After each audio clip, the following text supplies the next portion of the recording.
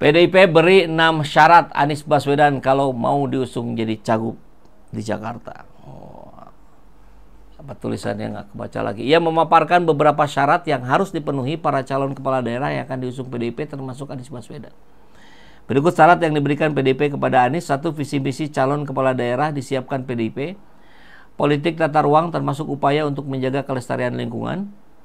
3. Mewujudkan Indonesia yang berdaulat di bidang politik dan berdikari di bidang ekonomi. 4. Keberpihakan pada wong cilik dan berkepribadian dalam kebudayaan. 5. Kader partai. 6. Taat terhadap ideologi serta berpegang pada platform partai. Kalau baca di sini sebelum kita dengarkan pidatonya Ibu Mega, saya sih masih ya oke lah, kan tentu setiap partai punya syarat tertentu dan itu haknya partai. Dan saya kira dari syarat-syarat ini tidak ada yang bermasalah, tidak ada yang negatif. Semua fine-fine saja. Meskipun ini kalau kita lihat Pak Anies pakai jaket PDIP, ini saya sih masih menduga editan ini ya. Kan gampang ya hari ini diedit, dimasukin logo segala macam. Tapi tetap buat saya nggak masalah. Syaratnya Anies harus kader, ya terserah Pak Anies. Kalau mau masuk jadi kader, ya kita tetap dukung kok. Karena yang kita lihat orangnya gitu. Ya apalagi untuk pilkada, yang kita lihat orangnya. Kan kita lihat juga dari partai manapun ada kok yang jadi pemimpinnya benar. Dari partai manapun ada kok yang pemimpinnya ngaco, yang jadi pemimpin kemudian ngaco dan korupsi. Sudahlah. Ini bukan warga malaikat gitu. Partai-partai itu partai-partai manusia. Artinya pasti ada salahnya. Kan gitu. Kan kalau kita milih partai pun, pilihlah yang mudaratnya paling kecil. Sulit kita pilih partai terbaik. Tapi ini agak persoalan juga nih ya. Kesan yang kita tangkap dari pidatonya Bu Mega. Enak aja ya. Ngapain gue suruh dukung Pak Anies? Dia bener nih kalau mau sama PDI. Kalau mau PDI jangan kayak gitu dong ya. Ya tinggal mau nggak nurut ya. Lihat dong. Dia tepuk tangannya, tan ibu-ibu aja nggak tepuk tangan. Hei. Tepuk tangan lagi.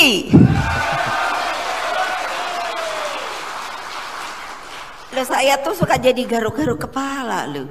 Enak amat ya. Sekarang kita dicari dukungannya, yok. Bingung saya lu. Lalu kamu kemana ya kemarin sore ya? Oh iyalah. Ayo, Mbok jangan gitu dong. Ya.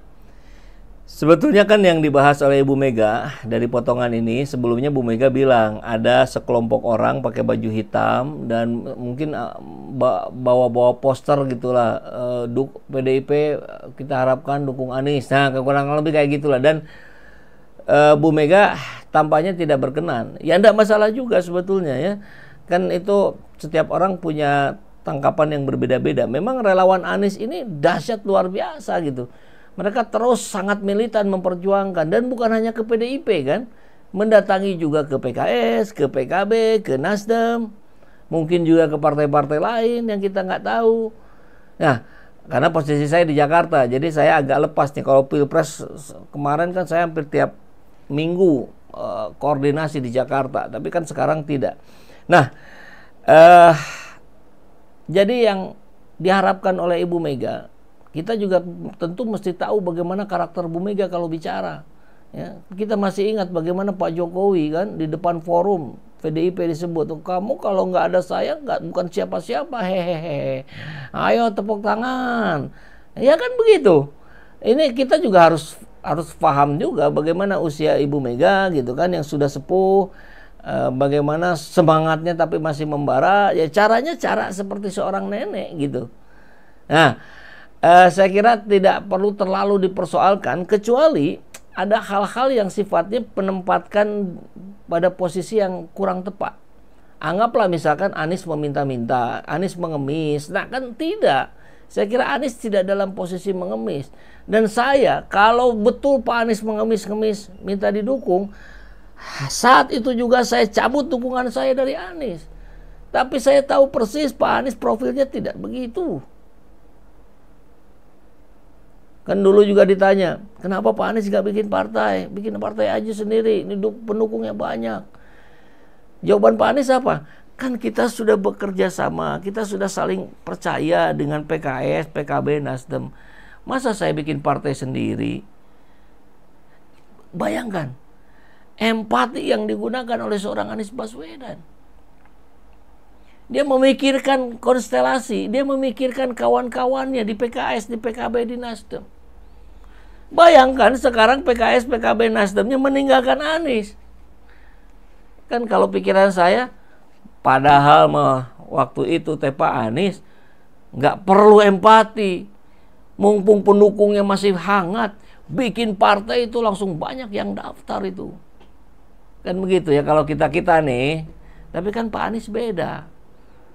Perhitungannya begitu matang. Kemudian tentang masuk partai, saya kira bukan tidak mau juga Pak Anies Baswedan. Tapi ada pertimbangan-pertimbangan yang memang harus ditelaah betul, butuh waktu gitu ya. Nah PKS kalau sabar sedikit, barangkali dugaan saya masuk itu Pak Anies ke PKS. Nah tapi balik lagi, ini konstelasi sebelum tanggal 27 ini pasti ada kejutan-kejutan lagi. Seperti dari minggu lalu saya pastikan ini pasti akan ada kejutan. Nah ini juga sama. Nah sekarang ini tulisan yang merespon dari tulisannya Ibu Mega dari Pak Rizal Fadilah. Menarik, kita simak ya. PDIP sudah bagus, bisa jelek lagi. Tulisan hari ini Pak Rizal Fadilahnya lagi umroh nih. Tapi luar biasa, beliau pemerhati politik dan kebangsaan yang tidak pernah alpa membuat tulisan setiap hari, meskipun hari ini sedang umroh. Setelah di depan publik PDIP berwajah jelek karena menjadikan petugas partainya Jokowi menjadi wali kota, gubernur, dan presiden yang prakteknya ternyata jelek, maka menjadi bagus setelah tidak bersama lagi dengan Jokowi. Lebih menjadi harapan ketika menempatkan diri sebagai oposisi berlawanan dengan rezim Jokowi. Sekjen Hasto melawan permainan Jokowi, Megawati di belakangnya. Dalam kasus pembantaian Anies Baswedan oleh 12 partai politik, PDIP bermain bagus. PDIP bermain bagus dan jelek. Bagusnya, PDIP mendukung habis putusan MK nomor 60 dan 70 yang menghidupkan Anies dan mematikan Kaesang. PDIP pun disebut-sebut akan mendukung Anies untuk gubernur Jakarta. Jeleknya, PDIP pasang harga untuk mendukung Anies. Harga politik, kepatuhan, dan ketundukan. Bahkan mengejek Anies sebagai peminta-minta. Anies Baswedan justru dapat menjadi peruntuh PDIP khususnya di Jakarta, walau PDIP diuntungkan oleh putusan MK 60. Support bagus karena posisi oposisi PDIP akan berubah kembali menjadi caci maki PDIP dan Megawati jika mengedepankan arogansi apalagi menista Anies sebagai pengemis. PDIP jangan lupa termasuk partai perusak bangsa dan penggerus ideologi, pemanipulasi Pancasila, wakil dari wajah Orde Lama, wajah buruk Soekarno, Nasakom, PKI, dan demokrasi terpimpin. Jika PDIP santun dalam menempatkan potensi Anies Baswedan, apalagi mengusungnya, maka caci maki kepada PDIP dapat diredam. PDIP secara bertahap akan mendapat tempat dan simpati. Adalah cerdas jika bermain pilkada dengan wajah manis bersama Anies, daripada pasang muka cemberut berdasar arogansi.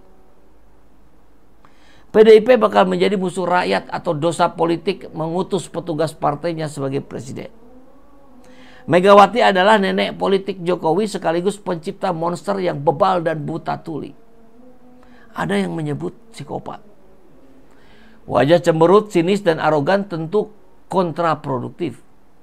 Rakyat marah bukan hanya kepada Jokowi, tetapi juga pada semua perampok, perusak, dan pemerkosa kedaulatan rakyat. Tidak terkecuali PDIP dan Megawati. Saatnya bangun simpati bukan antipati. Jakarta merupakan wilayah pertaruhan.